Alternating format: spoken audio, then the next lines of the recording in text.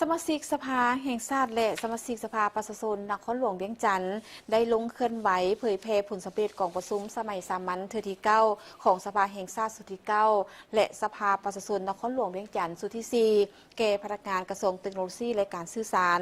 วันที่15 กันยายน 2025สมาชิกสภาแห่งชาติและสมาชิกสภาประชาชนนครหลวงเวียงจันทร์ได้ลงเคลื่อนไหวและเผยแพร่ผลสำเร็จของประชุมสมัยสามัญเทื่อที่9ของสภาแห่งชาติสุดที่9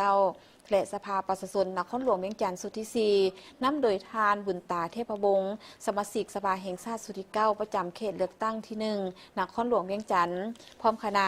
ได้พัดเปลี่ยนการขึ้นรายงานผลสำเร็จของกองประชุมสมัยสามัญเทื่อที่9ของสภาแห่งชาติสุดที่9เป็นต้นแมนการจะตั้งปฏิบัติแผนพัฒนาเศรษฐกิจสังคมแห่งชาติแผนงบประมาณแห่งรัฐและแผนเงินตรา6 เดือนต้นปี 2025ผ่านมาสามารถปฏิบัติบรรดาคาดหมายบรรลุผลสำเร็จได้หลายด้านเศรษฐกิจมหาภาคแผนรายรับแผนรายจ่ายงบประมาณอัตราเงินเฟ้ออัตราแลกเปลี่ยนคลังสำรองเงินตราต่างประเทศการคุ้มครองรายรับเงินตราผ่านระบบธนาคารและอื่น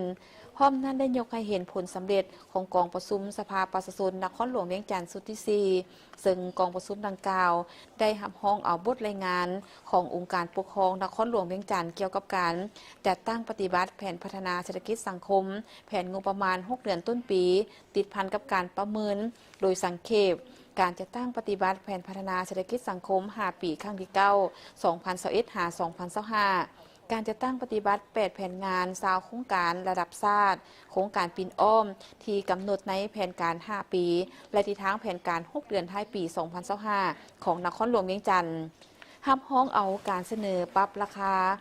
สมไส้น้ำประปาประจำปี 2025ของรัฐวิสาหกิจน้ำประปารับห้องเอาการปรับปรุงกงจักการจัดตั้งขององค์การปกครองรับห้องเอาห่างข้อตกลงว่าด้วยการคุ้มครองและกำจัดขี้เหงื่อรับห้องเอาบทสรุปผลการจะตั้งปฏิบัติแผนการเคลื่อนไหวเวียกงาน6 เดือนต้นปีและทิศทางแผนการ6 เดือนท้ายปี 2025ของสภาประชาชนนครหลวงเวียงจันทร์สุดที่6สุดที่4ขออภัยสภาประชาชนนครหลวงเวียงจันทร์สุดที่4รับฟังการรายงานและชี้แจงปัญหาสำคัญต่างๆของนครหลวงเวียงจันทร์รับฟังการชี้แจงบรรดาปัญหาสำคัญจำนวนหนึ่งที่ผู้แทนได้ซักถาม